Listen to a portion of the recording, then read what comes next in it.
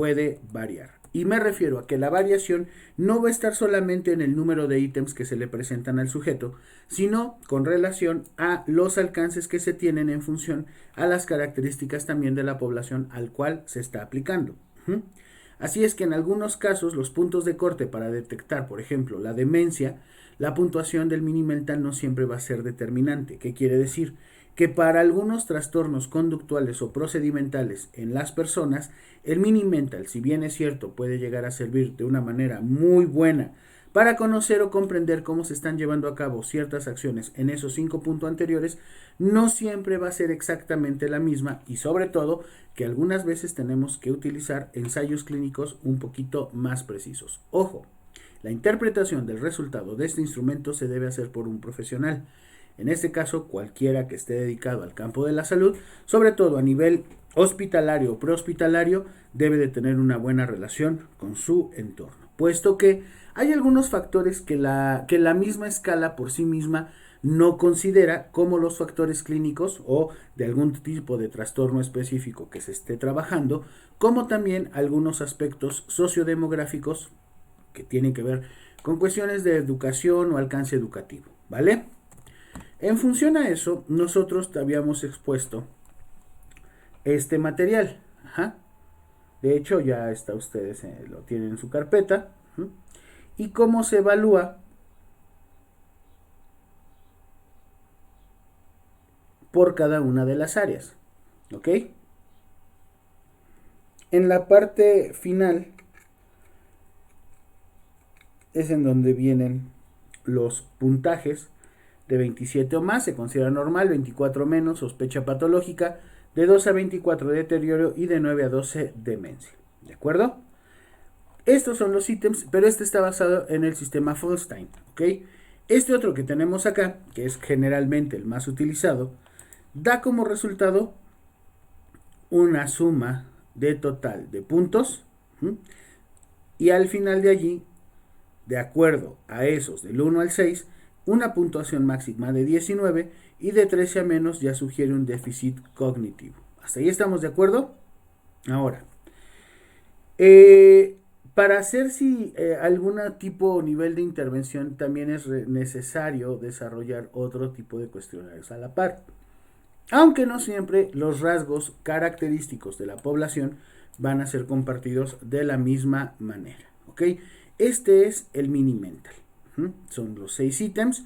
Como pueden observar, en el otro es exactamente el mismo número de reactivos, pero con la diferencia de que se están puntuando de manera diferente. Y entonces aquí es donde decimos, mira, esta utilidad que tiene el instrumento, que puede ser aplicado entre 10 y 5 minutos, permite obtener una visión estimada de un estado cognitivo. Sin embargo, no es lo suficientemente bueno o lo suficientemente preciso para hablar de una relación directa con un estado de salud mental. Algunas veces puede realizar un seguimiento general, pero en realidad esta prueba y en ningún caso debe ser utilizado como un diagnóstico unilateral. O sea, ¿cómo detectaste que esta persona tiene demencia senil? Una persona de 82 años que viene en estado crítico porque tiene desorientación. Pues porque le apliqué el mini mental. En ningún momento y por ningún motivo o razón tendríamos que aplicar esta prueba solo como un modelo único de diagnóstico para cierto tipo de trastornos. ¿Ok? Vamos a desmitificar y a dejar de romantizar un trastorno crónico degenerativo que muchas veces, quizás de manera no muy precisa, relacionamos con la pérdida de la memoria nada más. Y me refiero al Alzheimer. ¿Han ustedes escuchado, sin lugar a dudas, de este término que incluso ya se utiliza como un adjetivo calificativo para las personas, ¿no? Ya tienes esa... Es que no puedo decir que es una enfermedad, pero mucha gente así lo dice. Traes esa enfermedad del alemán que se le olvida todo. Y tú dices, sí, el Alzheimer, no sé qué, ¿no? El mismo Eugenio Derbez, en uno de sus sketches de sus programas iniciales, tenía el de dos viejitos que se llamaban Alice y Heimer, ¿no? O sea, Alzheimer. Entonces, qué gracioso, ¿no? En realidad Sí puede ser hilarante o risible, pero ya la enfermedad por sí misma no lo es. Ujú. ¿Por qué? Porque la enfermedad crónico-degenerativa denominada Alzheimer no solamente tiene afecciones similares a la demencia senil, que es causada en muchos casos por la depresión continua o constante de las funciones cerebrales superiores en función a la edad, ¿vale? El Alzheimer muchas veces no llega a atacar a las personas necesariamente grandes. Y este es progresivo, de forma o de punto tal que muchas veces la persona no solamente olvida quién es, cómo se llama o dónde vive, sino incluso para qué funcionan algunos objetos como cuchillos, cucharas, tenedores, la estufa, el calentador de baño o la plancha. No es algo que sea solamente así de cómo me llamo y en dónde estoy o tú quién eres, ¿no? Y puedo tomar un vaso y utilizarlo para servirme agua porque pues de alguna manera como que tengo ese control o ese dominio. No, el Alzheimer es un poquito más agresivo que eso. Y bueno, indistintamente de los niveles que se tengan que avisar o revisar, la realidad es que requiere muchísimo respeto, tanto de quien lo trabaja como de quien ayuda al cuidado y acompañamiento de la persona que lo padece. Uh-huh. Para detectarlo no es únicamente eh, recomendable utilizar el mini mental. Ajá. Siempre que tengas la sospecha de que el daño o deterioro cognitivo va en aumento, va progresando, tienes que remitirlo con un especialista. O sea, ni siquiera te estoy diciendo que tengas que esperarte a aplicar otro test u otra prueba u otra escala. Ya, de manera inmediata, en cuanto tú lo detectes, es de vital importancia que por seguridad, fíjate, no lo estoy diciendo solo por cuestiones de ética o por cuestiones de humanidad, ajá, por responsabilidad social, por responsabilidad personal, tienes que remitirle con un profesional lo antes posible. ¿Por qué? Porque si no lo haces y te esperas, y como ya lo expliqué en algún otro momento, romantizas la idea de, yo como psicólogo puedo tratar el Alzheimer con ejercicios y con programación neurolingüística, cosas así que mucha gente se ha animado o atrevido a hacer, que no está bien, puedes llegar a poner en riesgo incluso la vida de esa persona. ¿Ok? Ojo con esto, y sí lo quiero tomar y dejar muy, muy preciso. El que nosotros tengamos, o a partir de esta clase, junto a lo que hemos aprendido en otras, la responsabilidad que implica el uso y el manejo y la evaluación de las pruebas o instrumentos psicométricos o estandarizados, no nos garantiza el hecho de volvernos expertos en en el desarrollo, evolución o tratamiento de la enfermedad de la persona. He recibido comentarios, ya sabes, es que como él no es clínico, es que él como no practica la cuestión terapéutica o así, por eso siempre lo anda remitiendo con otros profesionales. Créeme que no. Y créeme que no, porque de una o muchas formas la intervención ahí está. Aquí el problema es que muchas veces pecamos de confiados en lo que creemos saber o en lo que decimos saber y acabamos poniendo en riesgo, sometiendo en un riesgo considerablemente fuerte la vida o la seguridad emocional de las personas. Acuérdate, estos instrumentos que vamos a trabajar, que vamos a desarrollar, que vamos a estandarizar o a normalizar, no solamente sirven para explicar de una manera mucho más precisa de qué forma este trabajo puede hacerse más sencillo, sino que tiene una responsabilidad aún más peligrosa. Uh-huh. Si no lo remites con un profesional, si no lo llevas a una persona que tenga bien manejarlo desde una perspectiva clínica, médica o más formal, el responsable de eso vas a ser tú. ¿Sí me explico? Y entonces, si se te viene una demanda o el enojo o coraje de la familia o del mismo paciente, tendrás que asumir esas responsabilidades. Insisto, el que tengamos la capacidad de diagnosticar no siempre nos va a dar la posibilidad de intervenir. ¿Vale? A nivel educativo, a nivel salud, a nivel organizacional, a nivel deportivo, a nivel forense, al que tú quieras. Siempre, siempre, siempre que tú tengas a bien generar un diagnóstico utilizando algún tipo de instrumentación y veas que hay algún dato que no está funcionando u operando de manera normal en tu recurrencia numérica, avisa. De verdad, avisa. Ajá. hemos hecho evaluaciones de gente, por ejemplo, yo en las secundarias, y sí tenía alumnos que me estaban sacando allí algunas situaciones complejas. Que afortunadamente teníamos la clínica de la conducta a un lado y que yo me podía comunicar con la personal de allí, pues sí les ayudaban a conseguir las citas. Pero entonces tú ya institucionalmente y personalmente te estás limitando a llevar o remitir ese caso a alguien más. Porque si un alumno que yo detecté previamente y que en su expediente está la aplicación de alguna batería de pruebas para diagnosticar, por ejemplo, algún tipo específico de retraso educativo o problemas espaciotemporales o problemas neurológicos, muy sencillos, como por ejemplo con el Bender. Entonces, y no lo comunico, y no se lo comunico a otro profesional, compañero mío, director, tutor, profesor de grupo, etcétera, o a los padres, entonces es una responsabilidad fuerte con la que yo estaría jugando. Y aguas, ¿eh? Eso sí tiene repercusiones importantes. Yo en primero les decía, ¿no se han dado cuenta, por ejemplo, cuando los chavos, los que están estudiando medicina, ya después del tercer o cuarto semestre empiezan, por ejemplo, a hacer auscultaciones, a utilizar el baumanómetro, el termómetro, te checan tus signos vitales, te revisan tus reflejos, así? En enfermería, por ejemplo, ya te enseñan, ¿en qué semestre, señorita Citlali, les enseñan a poner venoclisis, a sacar sangre, cosas de ese tipo, a inyectar? En primero. Fíjate la pregunta que te voy a hacer, querido alumno del grupo 4 de, de este semestre. ¿En qué momento tú empiezas a trabajar como psicólogo?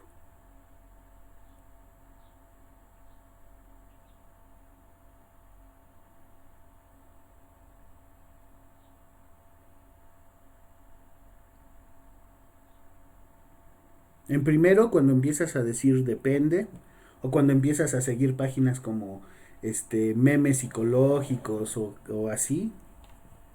¿En qué momento tú ya tienes la capacidad profesional de irte adentrando en el uso de algún instrumento, que no sea tu palabra o tu voz o eso que dice el psicólogo toca con la palabra, no sé qué? ¿En qué momento fuera de eso tú te puedes llegar a ser responsable del uso de algún instrumento que como psicólogo tienes? Y es en este. Quizás sí, en tercero, con psicometría. Ah, pues ya sé hacer escalas, profe, ya sé hacer Likert, Thurston, Goodman, Osgood, no sé. Pero ¿en qué momento ya, más allá de lo que tú aprendiste a hacer, en qué momento ya tú tienes la posibilidad de utilizar una herramienta? Es a partir de este. Y entonces sí, se pone interesante la cosa porque como dice, o como escribió Stan Lee en el cómic del Hombre Araña, todo gran poder conlleva una gran responsabilidad. Y esto, jóvenes, que estamos empezando a trabajar desde hace 2 semanas y en esta tercera, que ya empezamos a ver nuestra primera escala, es una gran responsabilidad. Ajá. No es algo que debemos de dejar así como de, pues X, ¿no? Yo ya sé interpretarlo, calificarlo, ahí está el Excel, no sé. En realidad es algo mucho más complejo y profundo que eso. Pero bueno, insisto, no dependerá de lo que yo les diga. Oiga, profe, pero es que a mí no me gusta que lo de las pruebas, que a mí me laten los dibujitos, no sé qué. Ok, perfecto, no hay ningún problema. ¿Qué es lo que tienes que hacer? Ser consciente de que esta responsabilidad sobre la cual tú estás trabajando, vas a empezar a trabajar, tiene una repercusión directa en tu formación. Y eso es algo que no nos dicen. Y eso es algo que mucha gente que toma estos cursos de los que ya te he enseñado, existen en internet o existen en algunos lugares se hacen cursos de pruebas psicológicas para principiantes o no psicólogos. Imagínate qué gacho, ¿no? Es como un insulto casi casi, pero bueno, al final en su derecho están. Y también, y para continuar con esta intervención, muchas personas me han dicho, oiga, profe, ¿por qué no hacemos un curso de pruebas psicológicas para muchos psicólogos o gente que trabaja aquí en la región y no tiene como un conocimiento efectivo de estas? ¿Sabes por qué? Por una razón bien simple. A mí no me gusta lucrar con lo que yo sé que la escuela me está obligado a enseñar. Y yo no haría un curso de esos porque se me haría parte de bien pirata, una grosería a las personas que no siendo psicólogas tenerles que bajar la información. Y no porque me dé miedo, ¿no? Sino porque considero que esto es algo que se debe de tomar con muchísima seriedad. ¿De acuerdo? Ahora, en función a esto también vamos a hacer el uso de nuestra prueba. ¿Ok? Vámonos con el primer modelo, el Mini Mental State Examination. Este está avanzado en Folstein desde 1975 y fue revisado por Lobo en 1979. ¿Ok? ¿Qué es lo que tenemos que hacer? Generalmente este instrumento, esta escala, no puede ni debe ser autoaplicada. ¿Qué quiere decir? Que sea el sujeto al que tú se lo vas a dar y que también lo limite. ¿Sale? Entonces, vamos a empezar. ¿Alguien quiere leer el ítem número 1, por favor? Yo. Bueno, ¿desde nombre o Sí, ya en las claro, el preguntas? primero, Ok, nombre. nombre. Vamos a preguntarle a la persona cómo se llama. Y aquí es en donde dicen, pues todos sabemos cómo nos llamamos, ¿cierto? Bien. No sé si han escuchado a personas que tienen un nombre pero no les gusta y ellos solitos a lo largo de sus primeros años de vida se lo van cambiando. O que es más común que le hablen o le llamen o le digan por su apodo, su seudónimo o el apelativo nominativo que más les agrade. Por ejemplo, todos tenemos una tía o una prima a la que le dicen la chiquis, ¿no? Dile a tu tía chiquis, ¿no? O a tu amiga chiquis o a la prima chiquis. Todos tenemos a alguien que le decimos, no sé, el gordo, así, ¿no? Ojo, en los núcleos familiares es muy importante saber también no solo el nombre completo de la persona por motivos clínicos, sino también el apelativo con el que le llaman constantemente en casa. Esto es algo que el test no te mide ni te pide, pero que para mí siempre ha resultado muy bueno porque entonces la persona puede llegar a tener una relación espacio-temporal mucho más profunda con la función de orientación, ¿de acuerdo? Muy bien. Luego, ¿cuál era el otro? Fecha. Fecha. ¿Qué día es hoy? 18 de agosto de 2021, año del Señor de 2021. ¿Cuándo naciste? Y aquí, ojo, a las personas que llegan a tener edades superiores a los 60 años pueden acordarse perfectamente de cuándo nacieron, pero a veces no llegan a hacer un cálculo estimado de su edad. Oiga, profe, ¿es cierto que las mujeres luego llegan a alterar su edad por alguna cuestión así? No, no es cierto. Eso es una mentira. Ajá. Tiene que ver más con las creencias que la gente hace o dice sobre la normalización de ciertos estereotipos que de una razón objetiva sobre los datos con los que estamos trabajando. Luego, estudios o profesión, ¿a qué se dedica? Número o historia que se está tomando y obviamente el sexo. Ahora sí. ¿Cuál es el primero de estos ítems que vamos a calificar en la orientación temporal?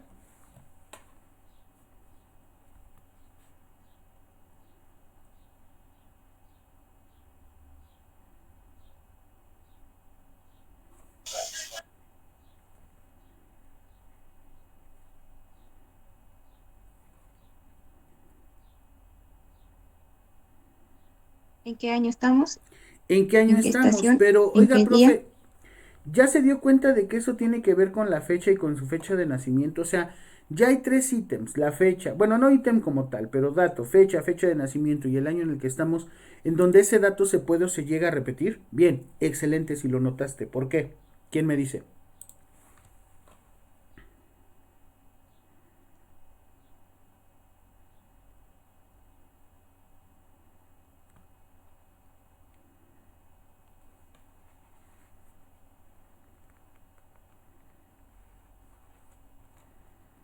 ¿Por qué considera importante o necesario hacer ese tipo de... Pues yo considero que es para saber si la persona está consciente del tiempo en el que está, o sea, si tiene la noción del tiempo. Bien, si tienen la noción del tiempo y si ésta no se ha alterado. Ahorita vamos a ver casos especiales en donde tenemos y debemos de poner muchísima atención, ¿ok? Ahora, la siguiente. ¿En qué estación del año estamos?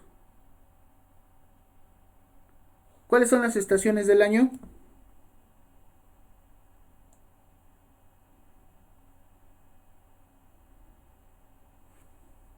Primavera, verano, otoño, invierno. ¿Y qué es lo que distingue a las estaciones del año?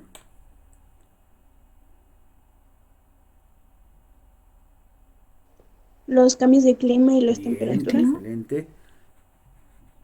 Luego, ¿en qué día, fecha estamos el día de hoy?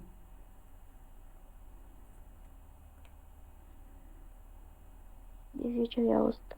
Exacto. Miércoles. ¿En qué día de la semana? Miércoles. Muy bien. Fíjense algo bien interesante. Dato importante. Ajá. Para considerar. Muy bien. Gracias, Meli. Exacto, estamos en miércoles. Jóvenes, es cierto, y ahí sí me atrevo a hacer esa observación.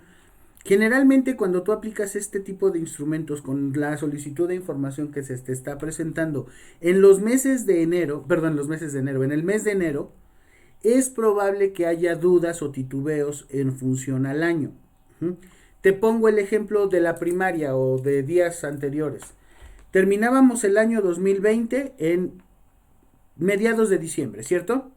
Nos íbamos 2 semanas, la Navidad, el Año Nuevo, regresábamos con los Reyes Magos y cuando volvías a poner la fecha en tu cuaderno, generalmente te equivocabas y ponías la fecha del año anterior, ¿cierto?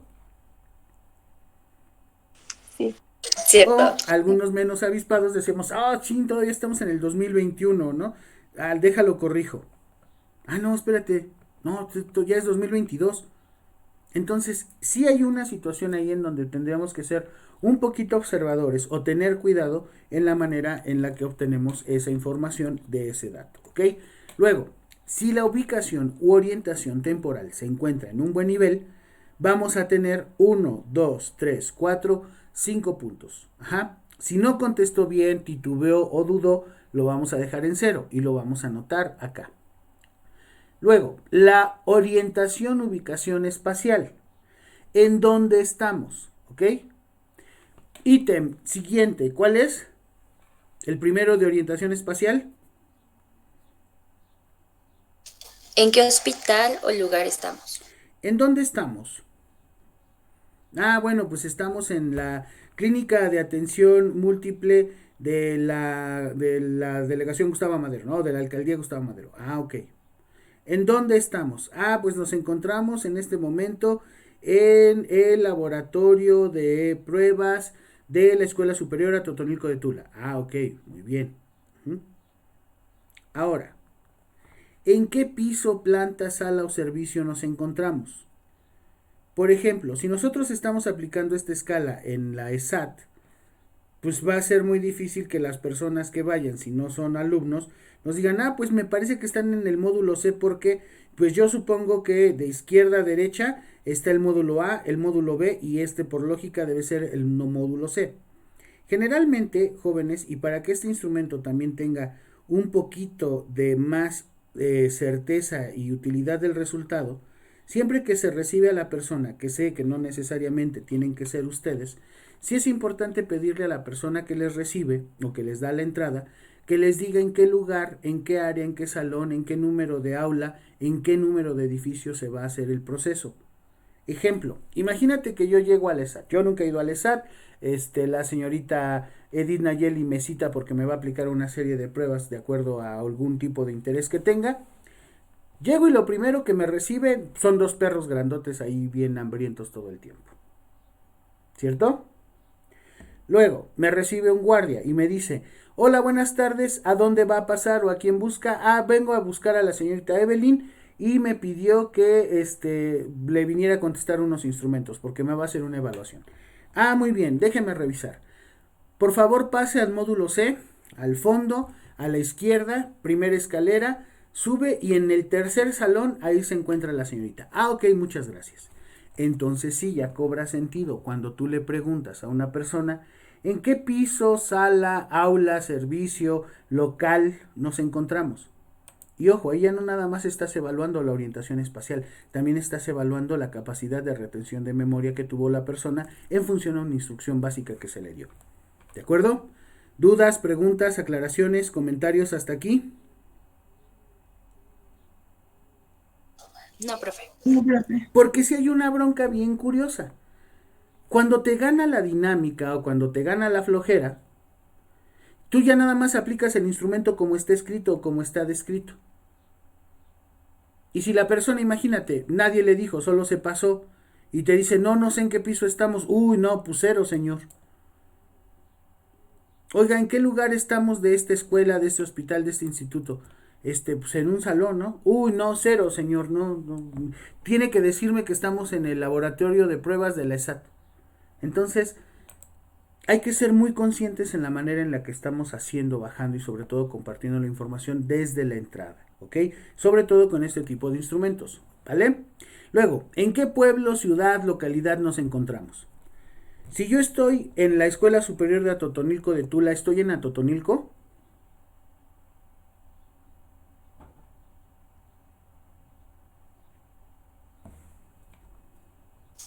Sí. ¿Sí o no? No expecto en progreso. Estamos en progreso de Atotonilco. Buena observación. Aunque la escuela dice Escuela Superior de Atotonilco de Tula porque es del municipio o habla del municipio, la realidad es que la escuela se encuentra en Progreso Tlaltempan, si mal no recuerdo que se llama, ¿cierto? Entonces, sí estamos en Atotonilco, pero hay que hacer énfasis si conoce o recuerda la localidad en la que se encuentra. Ejemplo, cuando muchas personas van a hacer evaluaciones o diagnósticos a la Ciudad de México, les pregunto, ¿sabe usted en dónde estamos? Sí, estamos en México. Pues sí, México el país, México la ciudad. ¿Saben qué delegación estamos? No. Y si es la primera vez que va, o en qué alcaldía ahora es, ¿no? Si no sabemos en qué alcaldía estamos, bueno, pues entonces es muy lógico y es muy válido. Si la persona viene de provincia y es la primera vez que pisa esta ciudad o este lugar, es normal hasta cierto punto que no lo recuerde. Cierto, exacto, como dice el Dani, a veces hay personas que no distinguen entre las... Yo tenía un alumno, el joven Villavicencio, a quien luego ve los videos, le mando un gran saludo, que me decía que él vivía en la delegación Tacubaya. Y yo, ¿qué? Sí, profe, yo vivo, ¿en qué delegación vive? En Tacubaya. ¿En qué delegación vive? En Tacubaya. Ah, no, espérese, en Miguel Hidalgo, la colonia es Tacubaya. Ah, ok. No existe la delegación, todavía es un chiste que sostenemos ahí de hace muchos años. Pero bueno, es normal que eso suceda porque a veces la costumbre lleva a las personas a contestar lo que inmediatamente se nos viene a la mente. ¿Dónde está la escuela superior de Atotonilco de Tula? Ah, pues en Atotonilco de Tula. Sí, pero está en la localidad de Progreso Tlaltempan. Ah, ok, va, perfecto. Entonces, tengo que ser un poquito respetuoso de esa situación y saber el contexto también de dónde viene la persona. Luego, ya si no se sabe la provincia, la nación, el país, bueno, pues ya estaría más complejo. ¿Sale? Ahora sí. Nombre de 3 palabras: peseta, caballo, manzana. Balón, bandera, árbol. A razón de 1 por segundo. Luego le vamos a pedir que las repita. Ajá. Esta primera repetición es la que va a otorgar la puntuación. Vamos a poner un punto por cada palabra correcta y continuar diciéndolas hasta que el sujeto repita las 3 en un máximo de 6 veces. ¿Sale? Ojo, sabemos que si leemos peseta, para empezar, peseta es una moneda ya en desuso que fue utilizada en España hace poco más de 20 años, ¿cierto? No, menos, como 18, 17. Estas dos pueden ser. Ajá. Entonces, lo que explicaríamos sería lo siguiente. Ale, ¿andas por allí? Sí, profe. Hola Ale, ¿cómo estás?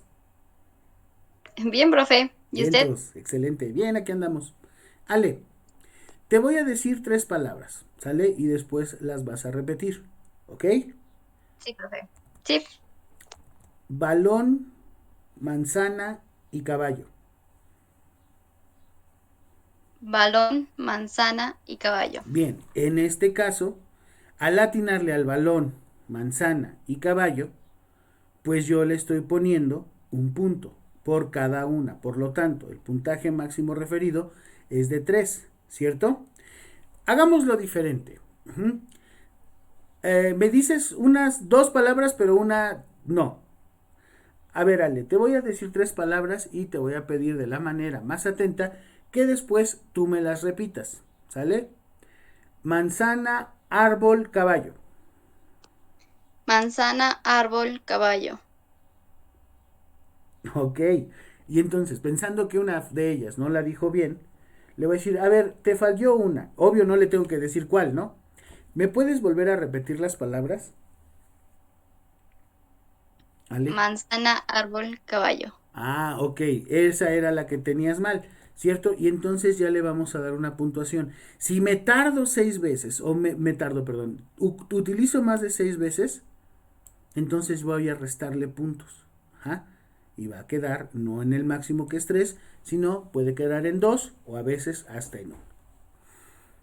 Ahora, cálculo y atención. Si tienes 30 pesos y me van dando de 3 en 3, ¿cuánto me va a ir quedando? Ujú.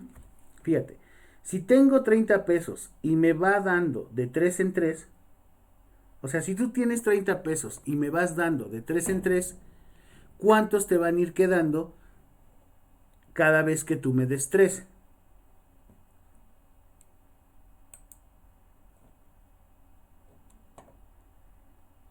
Y entonces dices, a ver, si tengo 30 menos 3, 27 menos 3, 24 menos 3, 21, 18, 15, 12, 9, 6, 3 y 0. Si la persona te contesta correctamente, aquí están. Ajá,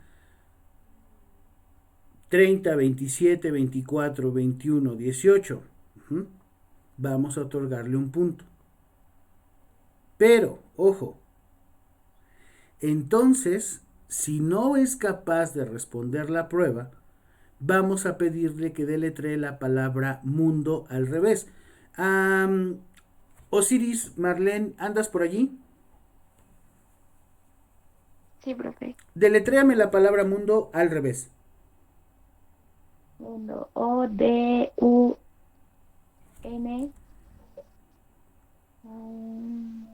Ay, mundo. Ajá. O-D-U-N-U-M. Eu. Ok. O-D-N-U-M. Muy bien. Utilizaríamos esa prueba o subprueba siempre y cuando la persona no responda el ejercicio anterior, que como vimos era, si tú tienes 30 pesos y me vas dando de 3 en 3, a razón de cuánto te vas a ir quedando. Y entonces me dices, pues si tengo 30 y te doy 3, me quedo con 27. Si tengo 27 y te doy 3, me quedo con 24. Y así sucesivamente. Si te responde bien, aquí lo vas a detener en las 5 sustracciones, que sería hasta el 18, y le pones los 5 puntos. Si no te la responde, ojo, muchas veces esta tiene que ver más con la manera en la que está planteado o se plantea. Señorita Citlali. Sí, profe. Señorita Citlali, si tengo 50 sillas y 150 changos, ¿cuántas sillas me quedan? 50. A ver, si tengo 50 sillas y 150 changos, ¿cuántas sillas me quedan?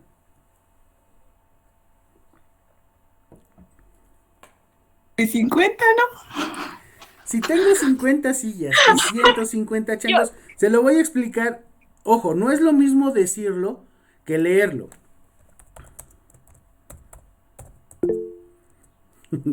Adelante, Adelis.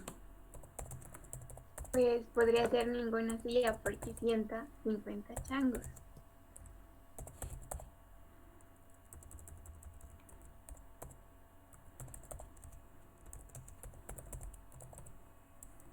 No es lo mismo a...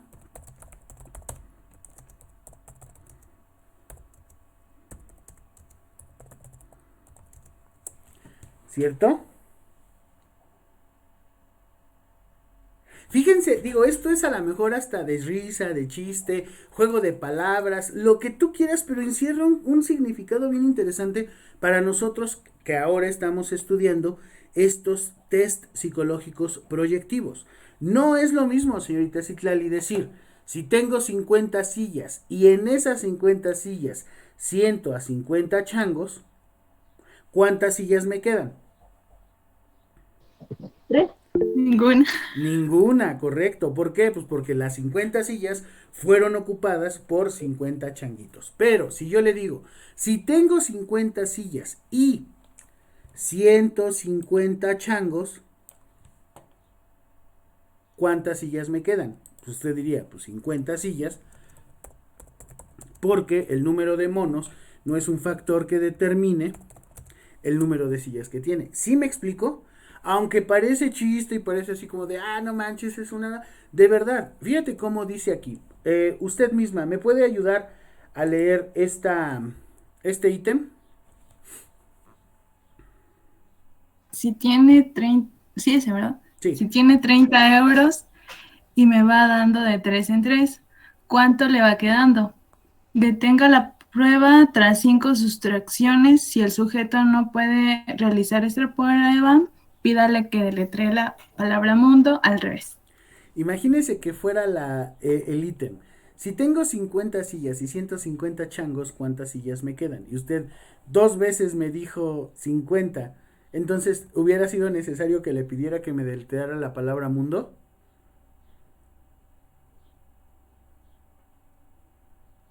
No. No. Bueno, ¿Por qué? ¿Cuántos intentos son? 6. 6. Esto es importante.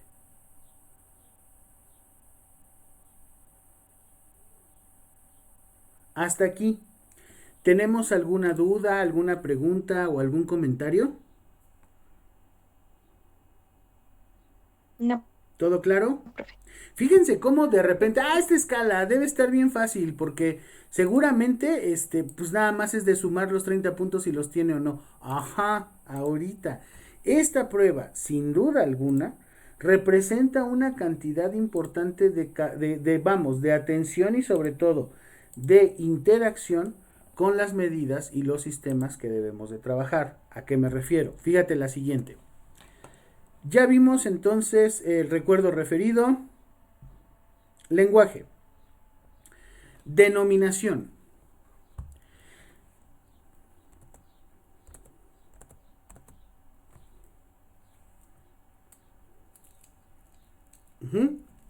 por eso hoy me traje esto.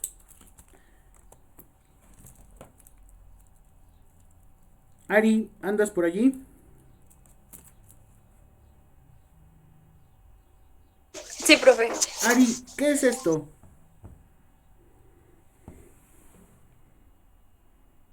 Un lápiz. ¿Y esto?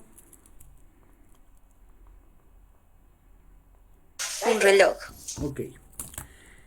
Al mostrarle tú un lápiz o un reloj a una persona, si lo identifica le vamos a dar un 1 si identifica el lápiz y un 0 si no identifica el reloj, o un 1 si identifica el reloj, ¿sale?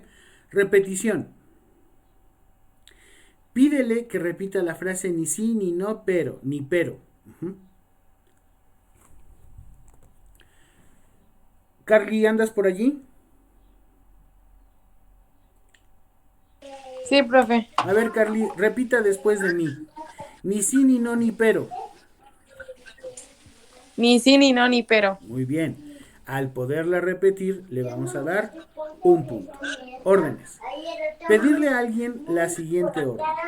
Tome un papel con la mano derecha, dóblelo por la mitad y póngalo en el suelo. El joven Daniel, en este caso, que es el único que tiene su cámara prendida. Gracias, joven Daniel. Como siempre. Por favor, tome un pedazo de papel con su mano derecha, dóblelo por la mitad y póngalo en el suelo.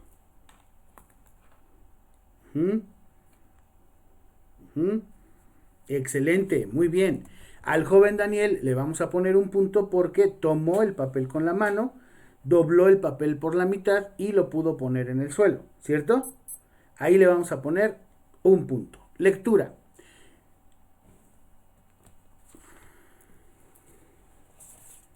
Ay.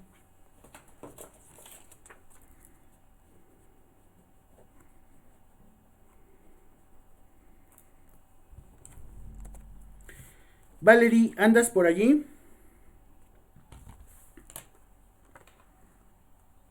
Valeria Adamari. Sí, profe. Valerie Adamari, lea por favor lo que voy a colocar frente a la cámara y haga lo que le pido. ¿De acuerdo? Si puede prender su cámara nos va a ayudar muchísimo.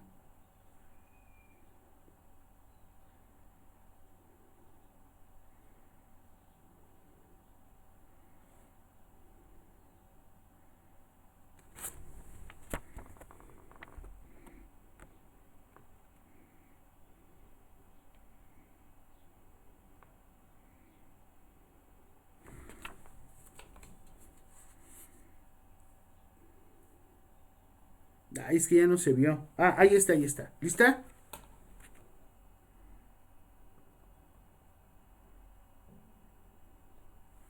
Ok, gracias Valeria Damari, excelente. Justo ahí, entonces podemos decir que sin ningún problema pudo leer lo que yo escribí y desarrollar la instrucción. Luego, escriba usted misma, anda por allí, escriba igual en una hojita de papel una frase que tenga sujeto y predicado, recordando que el sujeto es la persona, animal o cosa, y el predicado una acción llevada con un verbo. ¿Sale? Adelante. Listo. ¿Podemos verlo, por favor? Sí, voy.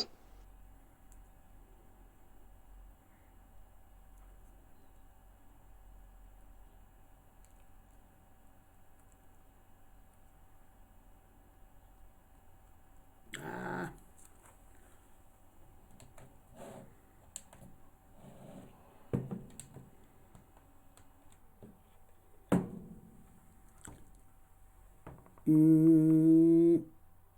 El perro corre, correcto. Muchísimas gracias, Valerie. Ahora,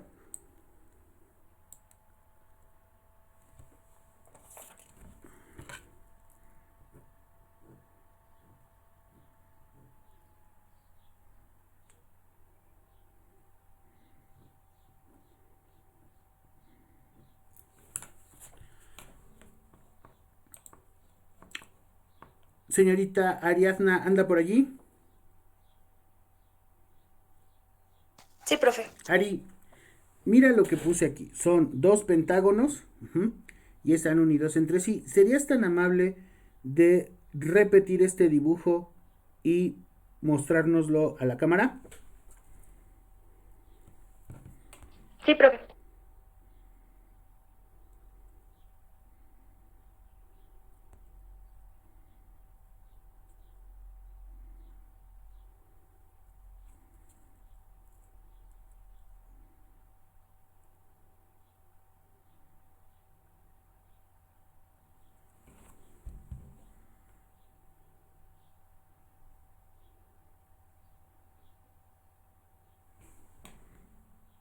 Ahí está.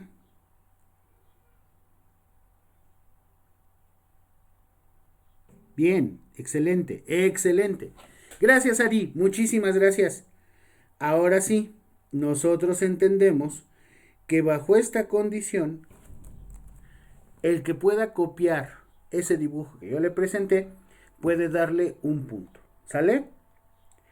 ¿Qué es lo que tenemos que hacer? Bueno, hacer la evaluación en función a las características con las cuales nosotros estamos solicitando esta información a los sujetos. Y lo más importante, que esta información que los sujetos nos van a regresar, pues obviamente cumpla con esos requerimientos que la prueba o la escala, en este caso, nos está solicitando. Insistiendo mucho, si es una persona que no tiene un nivel educativo, cultural fuerte o elevado, o no va de acuerdo a lo que dice o a lo que trae, hay que ser un poquito más tranquilos en el punto a evaluar. Ajá, o sea, no es lo mismo aplicar este contexto, perdón, no es lo mismo aplicar este instrumento en el contexto de la zona Tula-Tepeji a quizás aplicarlo en el Valle del Mezquital, ¿cierto? Aunque se trate de un varón de 68 años, sano y completamente estable en sus funciones vitales. ¿Sí me explico? O sea, tiene que ver mucho el contexto. Entonces, habría que tener una observación muy precisa de estas situaciones. 2. El tipo de lenguaje. Dice, ¿sí me escuchan? ¿Los demás? Sí, profe. Ok. Sí, profe. Probablemente sea su conexión, joven Daniel. No se preocupen, el video se va a oír y se va a ver perfectamente. La pregunta es, bajo estas situaciones entonces también debemos reconocer algo que no sé si ustedes notaron. Este instrumento es español. O sea, bueno, no el instrumento es, ya vimos, ¿no? Es de Estados Unidos, pero su traducción es al español de Castilla, de España. Desde que dice peseta, desde que dice euro, desde que me pide que coja y no tome, ya está habiendo un margen de intervención en nuestro instrumento. O sea, a lo mejor suena muy gracioso, muy absurdo, pero de verdad que es un problema. Tengo una tía que vive en el puerto de Veracruz y algo que me ha llamado mucho la atención, o me ha llamado siempre la atención, es que utilizan el verbo coger como un sinónimo del verbo tomar o agarrar. Ajá. O sea, que es muy común que, por ejemplo, cuando dice, oye tía, ¿a dónde puedo comprar tortillas? Ah, mira, queda un poquito lejos. Tienes que coger un camión e irte así. Entonces yo digo, con mi forma de concepción o construcción semántica y semiótica de la palabra coger, pues no es necesariamente la interpretación inmediata que yo le estoy dando. ¿Cierto?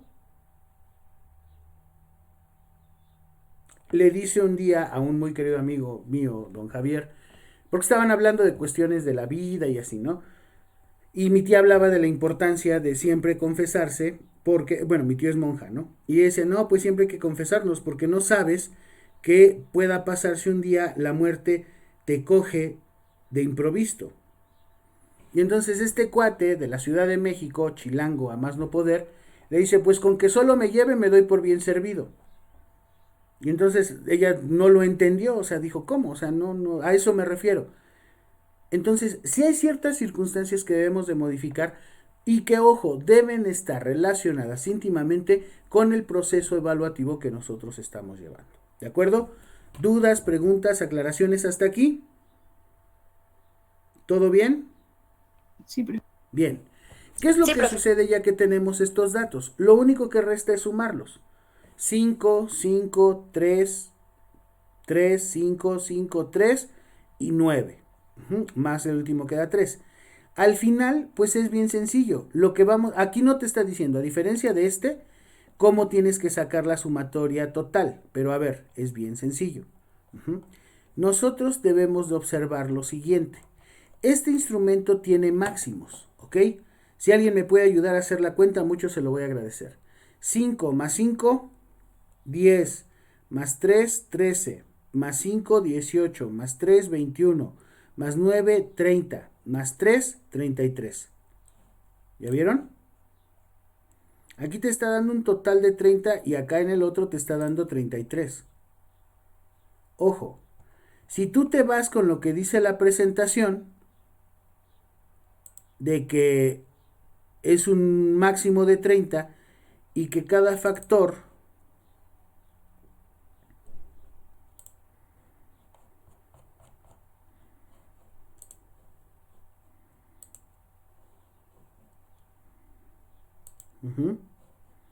se va de 0 a 30. Yo una pregunta que me haría, a ver, ¿por qué dice que es el MMSE, Mini Mental Scale Evaluation, y acá, que se supone es el Mini Mental State Examination, o sea, el mismo, me está dando 3 puntos de diferencia? Bien, acuérdate que tiene que ver con una revisión. El valor entonces se va a mover. ¿Qué quiere decir? Que quien tiene entre 33, máximo 30 puntos, perdón, 33 no, 30 puntos, de 27 o más es perfectamente normal en la evaluación de este instrumento sobre estas áreas: orientación temporal, espacial, fijación de recuerdo, atención y cálculo, recuerdos diferidos, lenguaje. Pero si da de 24 o menos, puede generarte una sospecha patológica. Hay que evaluar en cuál de estas áreas pues la persona no salió tan bien. Y por último, si es de 12 a 24 hay un deterioro fuerte, generalmente relacionado a algún tipo ya observable o detectado de trastorno. Y por último, si es de 9 a 12 ya estamos hablando de demencia, o sea, de la incapacidad de esa persona para recordar o retener información a mediano o corto, a corto o mediano plazo. ¿De acuerdo? ¿Dudas, preguntas, aclaraciones hasta aquí? Yo prefiero. Adelante, señorita. Muy bien. Entonces, por ejemplo, en los resultados de cuando sale el puntaje, el único que se movería sería el primero. Por ejemplo, que dice que si da 33, es como máximo. Se queda en el nivel máximo, o sea, tienes un límite, tienes un rango. Ajá. ¿Te acuerdas que el semestre pasado hablábamos justamente de los rangos? En donde nosotros colocábamos, con base a nuestra escala, en qué nivel iba a quedar, a la mitad, arriba o abajo, ¿cierto? Cuando Sí, sumábamos o sea, todos nuestros resultados. Si este está entre 27 y 33, obviamente se va a quedar en un nivel normal. pero entonces los demás no se moverían. Los demás no se mueven. ¿Por qué? Porque mientras no baje, eso es algo interesante, mientras no baje, no hay ningún problema. ¿Dónde puedo hacer a lo mejor la omisión de algún punto o incluso tener que volver a aplicar el instrumento? Cuando la persona no entendió alguna situación. Y ojo, muchas veces eso se debe más a que no lo planteamos bien o no lo escribimos bien o no lo ciframos bien, que a que la persona, forzoso o necesariamente, esté comentando algún tipo de error. ¿Sale? Buena pregunta, muy buena pregunta. ¿Alguien más? Yo, profe. Bueno, eso es un comentario. Véngale. Viendo el test, Ujú. pues se me hace como que un poco desde mi punto de vista, muy bueno, pero siento que es complicado puesto que, vaya, creo que no es ningún secreto ni nada que no se escuche, que no sabemos dar indicaciones. Al menos en esta región somos terribles dando indicaciones de cómo llegar o cómo guiar a una persona. Y entonces Definitivamente. se me hace como que un poco complicado poder aplicarla exitosamente, por así decirlo. Ese era el comentario o Yo estoy, lo que vi. estoy totalmente de acuerdo con usted. Y no solo es en esta región, yo creo que en general, muchas veces, sobre todo cuando vamos a trabajar con otro tipo de poblaciones, nos sucede. ¿Se acuerdan cuando ustedes hicieron su primera escala y ponían, consideras, o no sé, por ejemplo, la depresión ha sido un rasgo constante o cotidiano en tu vida? Sí y no. Y entonces dices, bueno, a ver, aguanta, o sea, ¿cómo le vas a preguntar a alguien que no estudia psicología, que a lo mejor entiende la depresión de una manera muy distinta a como por fortuna el día de hoy tú la entiendes? Entonces hay que bajar un poquito el nivel. Eso en psicometría era algo que yo les decía que debemos de cuidar mucho, mucho, mucho. Te voy a poner un ejemplo. Señorita Citlali, Sí, profe. dígame por qué me debo de vacunar.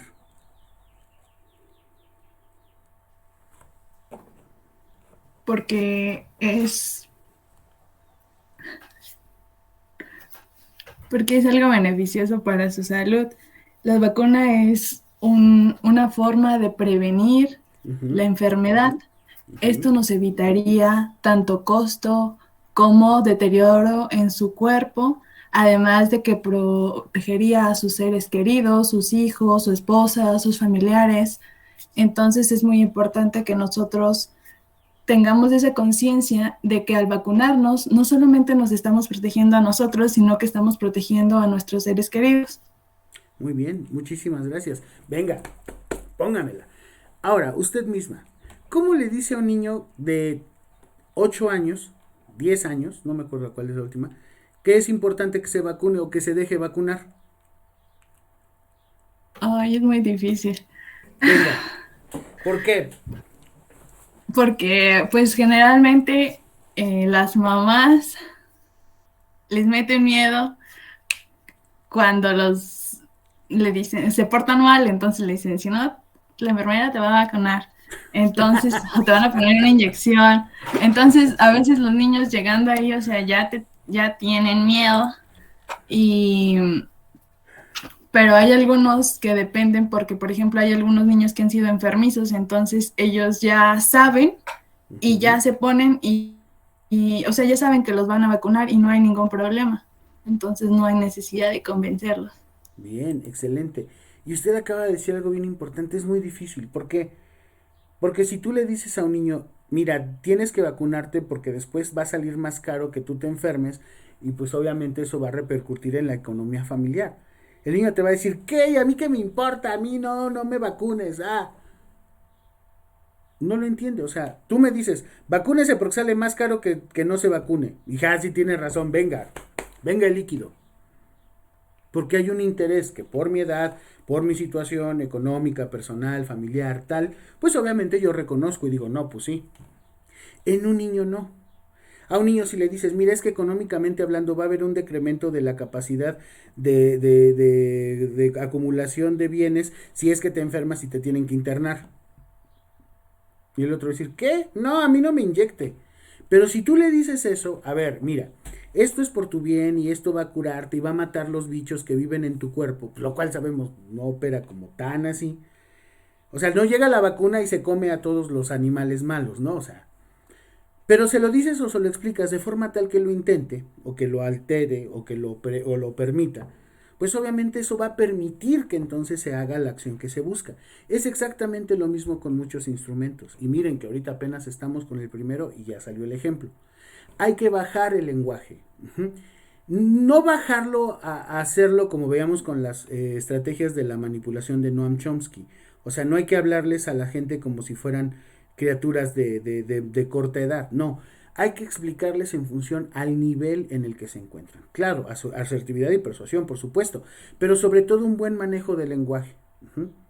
¿Cómo le explicas a las personas que viven en circunstancias muy distintas a las tuyas la importancia o trascendencia que tiene para su bien el vacunarse, ¿no? O sea, no es lo mismo, es más, a lo mejor ni siquiera tienes que hacerlo. Explicarle a una persona que